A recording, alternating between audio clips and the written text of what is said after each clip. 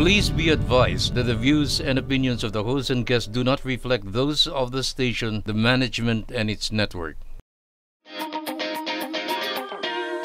Sa barangay tayo, ikaw at ako. Sa barangay tayo, sa barangay tayo. Sa barangay tayo, ikaw at ako. Madami kang matututunan, nakaalaman, kaya lagi tandaan. Sa barangay tayo.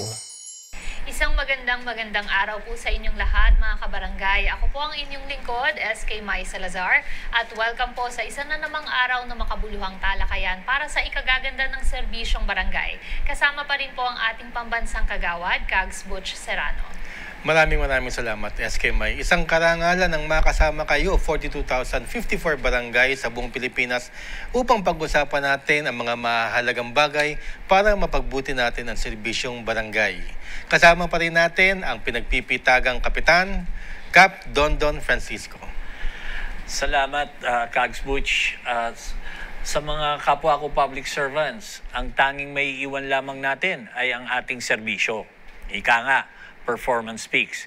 Kaya samahan kami dito sa Barangay Tayo. Yan. Ayan po. Welcome back, Cap. Welcome back, Oo nga, Cap. medyo nangangapa pa po. Pasensya na. Fresh from the United States. Yes. Opo. At binigyan kayo, Cap, ng karangalan doon ng isang counter, ano bang tawag doon? Sister state o? Meron pong yung Washington Global Institute na sa Washington DC ay collaborate sa Mandaluyong, hindi lang sa Mandaluyong, pati sa mga ibang LGU. Quezon City, nagkaroon din po ng ganon. At mga mayors, meron din po silang mga learning programs na binibigay sa mayors. At ang inimbita po ngayon ay ang buong city barangay officials. Well, mga kapitan. At pumunta po kami doon. Nagkaroon po kami ng learning sessions, tapos palitan ng mga kung ano meron sa Pilipinas at sa barangay natin. Pagkatapos natuto kami Kags Butch doon sa mga kung anong ginagawa ng kung anong sistema sa Amerika. Yun. So, SK Mai, doon mo makikita kung gaano ka-advance ang Amerika pagdating sa kanilang mga ginagamit na technologies. Opo. Like yung body cam. Alam nyo, Kags Butch, yung body cam, pag sumakay ka ng hindi mo inon, sumakay ka ng police car o police mobile, tapos lumabas ka, mag-on sarili. Automatic na po siya. Opo. Ang galing. May hindi pa pwedeng hindi naka-on for transparency. Wala kang gagawing kasalanan talaga doon. Talagang wala kang lusot. Pero doon ko naman nakita na ang ganda at very ang Pilipinas talaga, yung mga Pilipino pagdating sa pakikipasalamuha sa mga tao. Yun naman ang isa sa mga na natutunan ko pagkumpara sa kanilang kung anong meron sila. Tinamaan ko rin yung yung eleksyon, yung kampanya, yung eleksyon. So medyo tama-tama habang tayo ay nandito, may nangyayaring bilangan sa states. So, nakakatuwa. Talagang doon talaga open ng siraan. Open. Kaya pero mas excited dito. Yung excitement ko pag may election dito sa Pilipinas, mas mataas kaysa doon. Siyempre, hindi ako Amerikano. Pero, basis objectively, kung i-compare ko, wala mas maganda rito. Maganda rito talaga. Hindi mo ako mapapatira doon sa States. Saka ang hirap na hirap akong mawala sa barangay. Gusto ko lagi, tawag ako ng tawag, minomonitor ko, 2 bagyo, dumaan sa atin. Hindi ko kayang mawalay talaga ng matagal sa aking barangay. It's good to be back, di ba? Yeah. Yes, opo. Yeah. Kanina nga lang po pinagkakatuwaan po natin kasi si Kags Butch po ay Cap Dondon nung nakaraang pong episode. Talaga pong na-miss po kayo, Cap. Yeah. And we will be sharing also some of the photos that you have po from your travels po and yung mga pinagkaabalahan nyo po sa US with our mga kabarangays. And nakakatuwa po, Kap, kanina po kinukwento nyo din po sa amin yung tungkol po sa pagkakapili po sa Barangay Namayan para po sa itong pong programa na nasabi nyo po sa amin kanina. Yeah, kausap ko yung president ng Washington Global Institute at sinabi niya po sa akin, nasa bus kami noon during that time, na he's very much interested in going to at least mapuntahan daw yung Barangay Namayan. Well, it's an honor kung mangyayari po yun, pero sinabi naman niya kasama yung kanyang Vice President, si Dr. Fahid Shad. Well, looking forward tayo dyan. Yes, so po, very exciting po yan. At sana po makapanayan po natin sila kung matuloy po ito. Maganda kasi yung ginagawa ng Washington Global Institute kasi marami ka rin talagang matututunan sa mga nangyayari din sa kanila, sa States. Saka iba yung lagi kang tinataas mo yung antas ng level ng mga kaalaman mo para maibaba mo naman sa mga taong pinagsisilbihan mo. Opo. Yan po. Maraming salamat po dyan, Kap. Pero kayo naman po, Kags Butch, kamusta po ang inyong pong linggo? Bago po tayo tumuloy sa atin pong mainit na usapan dahil usapang politika din po ang ating mga topics for today. Well, ako, namimiss ko lang si Kags Marie. Opo. At na-hospital daw si Kags Marie. Wala naman, nating serious. Tsaka medyo busy rin siya. Alam mo na, maraming mga kandidato lumalapit kay Kags Marie. Maraming kaya si Kags Marie. So, yun. Tapos sa akin, maraming maaway. Kaya dito po tayo magkakaalaman, Kags Butch. Magkakaalaman na tayo ngayon. Opo. Yun nga Bakit po. Bakit naman? Ito Joke po lang yun. mga kabarangay. Marami rin nagmamahal. Hindi, pero batiin ko rin pala at i-congratulate si Kapitan Sunny Santiago. Yes, opo. At nakita ko, nag-guest siya rito kasama yung mga kagawan niya. Yes. Opo. And I'm very, very proud na si Kap Sunny ay nanalo sa Galing Pook. Yes. Bihira ho yun. Actually, bihira po yung barangay ang pumapasok sa Galing Pook.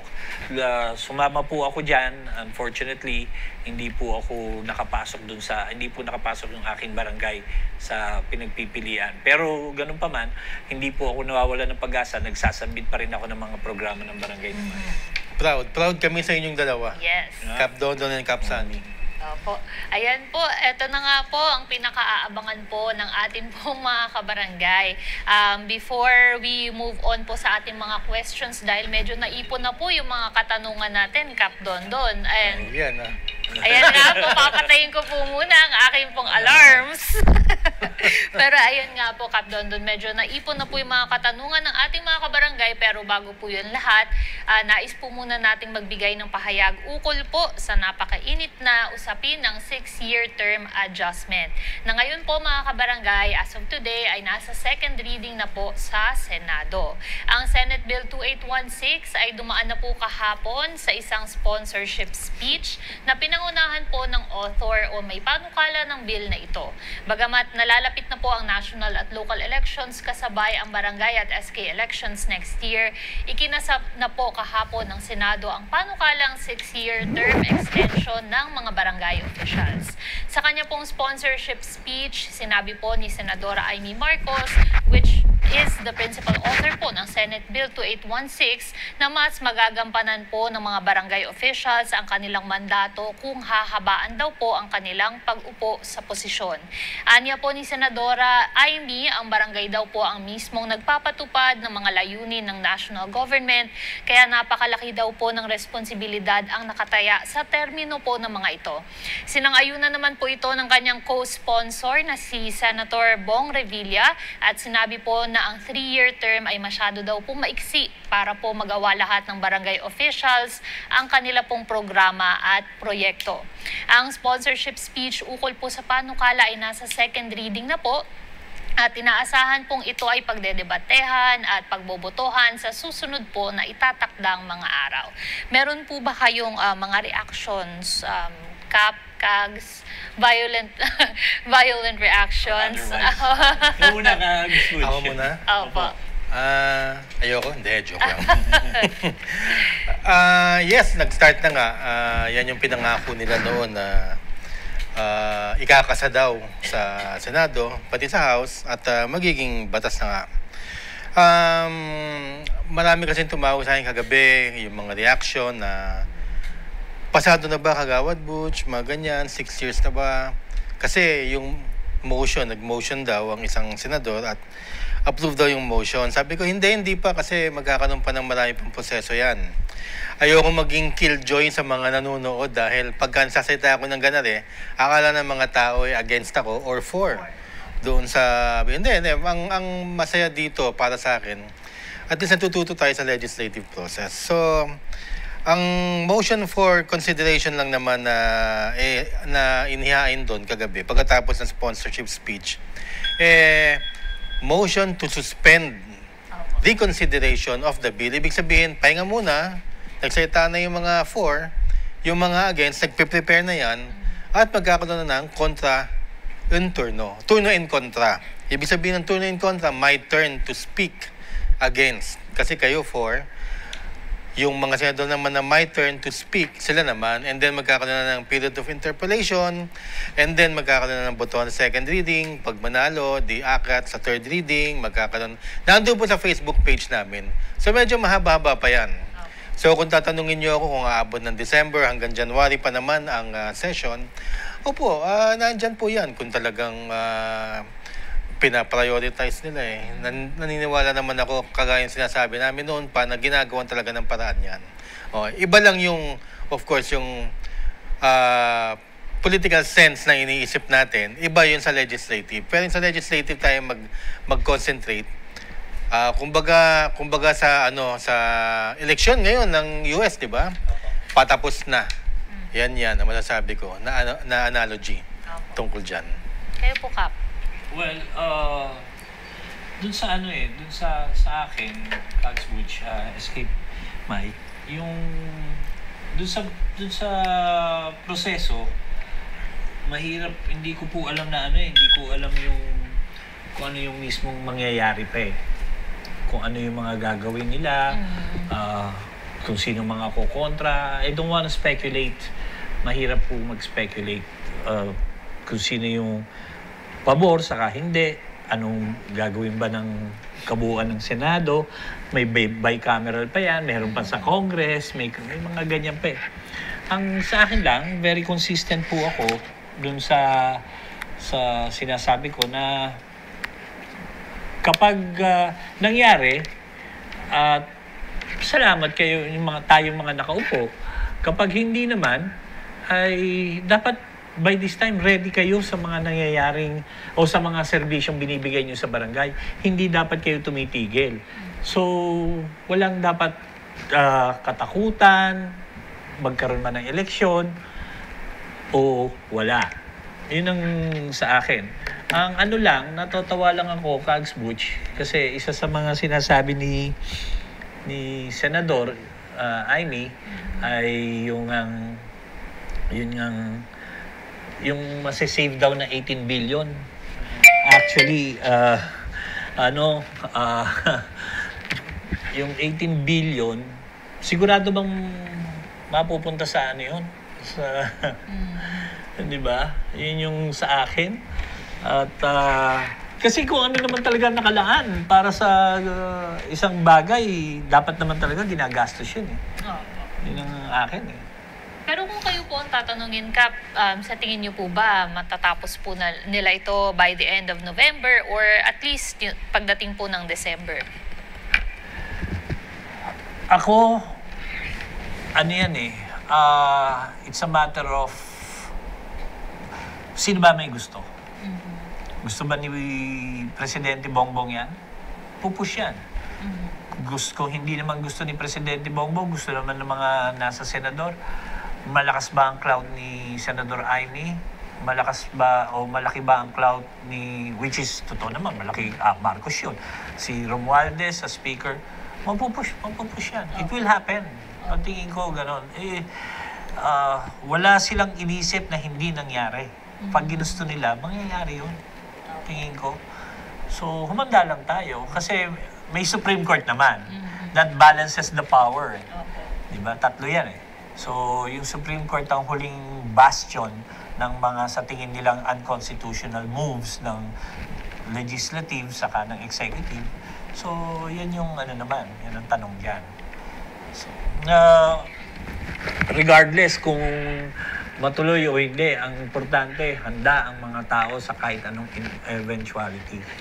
Maraming salamat, Bukap. And again, mga kabarangay, paglilinaw lamang po, in case lang po kaya, Kags Butch, na meron po tayo mga kabarangay o mangilan-ngilan po na nalilito po na second reading tapos na po, pwede nyo po bang linawin para sa kanila yan? Well, suspended yung consideration ng sponsorship speech. Ibig sabihin, binibigyan ng oras yung mga opposition, kung meron mga opposition, kung meron mga opposition na mag-draft ng kanilang turno in contra speeches and then mag-draft ng kanilang mga questions para sasagutin naman ni Senadora Amy Marcos. Kasi ang maganda kasi sa legislative process na nais kong ipaintindi sa ating mga kabarangay, pag ikaw naghain ng batas, always expect na merong kukontra at merong sasang-ayon. Itong sa barangay tayo na pinag-uusapan natin ito dahil mahalaga ito para sa mga public officials sa atin, barangay.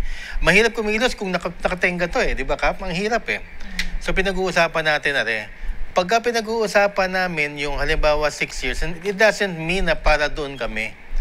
Pag pinag-uusapan naman namin yung mga against, it doesn't mean na pabor kami sa against o kontra doon. Ang importante lang na dapat ninyong sundan ano man yung dalawang yung both sides kailangan marinig. Yun po ang mangyayari sa Senado, both sides maririnig. Yung side ng opposition kung meron man at saka side ni Senator Amy na pinupush niya at saka ito na nga meron siya mga co-sponsors, Senator Ramon Revilla, Senator Tolentino, magko-co-sponsor niyan. So magdedebate na yan. So yung debate hindi natin alam kung hanggang kailan yan, pero of course pag sinabi ng chairperson, being the chairperson si Senadora Amy, committee niya yon na she would like to close the debate, no one can, nasa committee on rules yan, pagka i-close na yung debate at na-answer na niya lahat ng dapat niyang sagutin, i-close yung debate niya. I think by December, January, may linaw na yan. Yun na nga siya sabi kong merong main event na papunta na tayo dun sa Kaya po, ang sinasabi ko nga, ito lang para matapos na ako dito.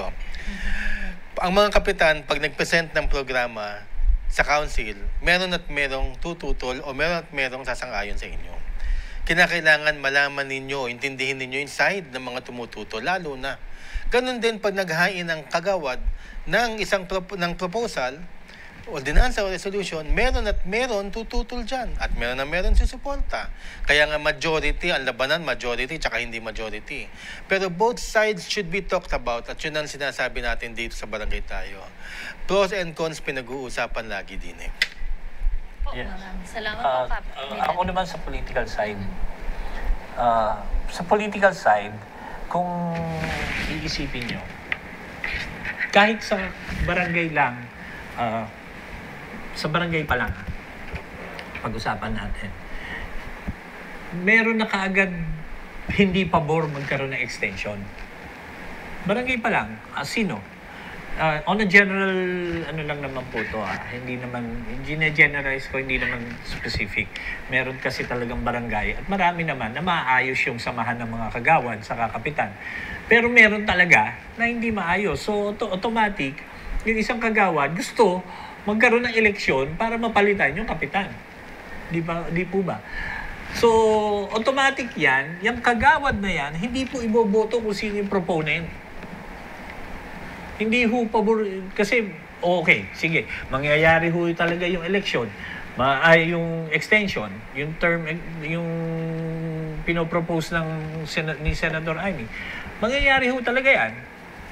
Pero si kagawad, hindi ho boboto yun ng Amy. hindi boboto ho yun ng kung sino yung co-sponsor, si Bong Revilla. Kasi nasaktan si Kagawad. Gusto niya talaga magkaroon ng election next year. May ganun. At meron naman na ipinupush. Iboboto si Amy, iboboto si Bong kasi gusto nilang ma-extend. So, politically, meron hong pabor at yung mga proponent nung tong extension na to ay tatamaan, positive o negative. Tatamaan yon, makikinabang sila doon. Kung yung mga may kagustuhan. Kasi may sinabi pa, Kags Butch, mga nagpasa daw na resolution mga barangay na hindi po ako nagpasa ng resolution. Para na, on record po yun, hindi po ako kasama sa nagpasa ng resolution kasi sa akin, kung ano ho yung mangyayari, talagang doon ako. Ma-extend o hindi, okay ako. Wala ho akong problema dyan. So kayo na ho, para sa akin, sila na gumawa ng paraan para mangyari yung gusto nilang mangyari. Pero again, mas unahin na lang nila yung Magna Carta. Di ba, Kags Butch? Mas maraming matutuwa dun. Yung matutuwa dun sa extension, kapitan, saka mga kagawad lamang. At SK. Saka SK kagawad. 20 lang ho yun. Yung matutuwa dun sa Magna Carta, Tanod, 20. Yung Lupon, 20. Yung 40 na kaagad yun. Doon pa lang, lamang na ho ng 20. Tapos yung mga BNS, BHW, etc. Yun po yung makikinabang. Mas maraming makikinabang sa Magna Carta. I believe. Opinion ko lang po yan, ha? It's my opinion. It may not be right, it may not be correct, pero that's my opinion.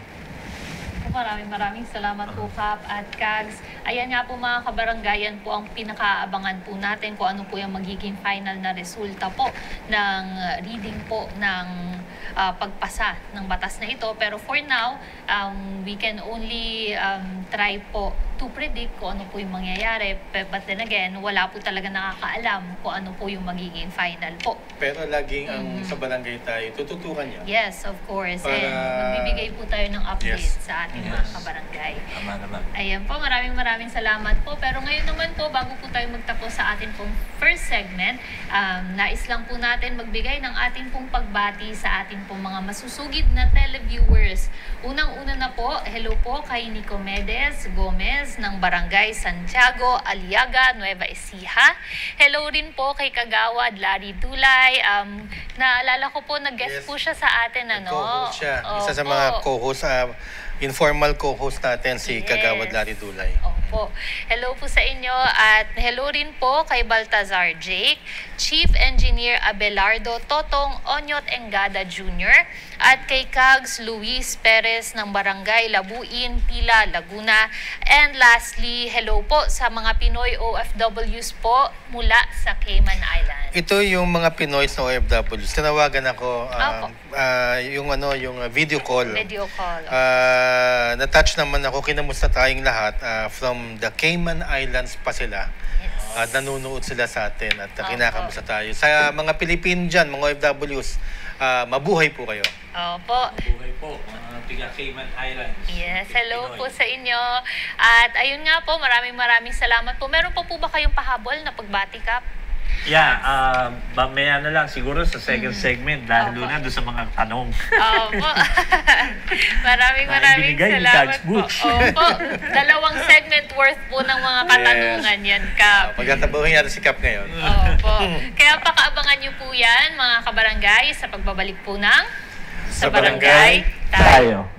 Sa barangay tayo, ikaw at ako. Nagbibigay ng aral sa mga kagawad at kapitan. Sa barangay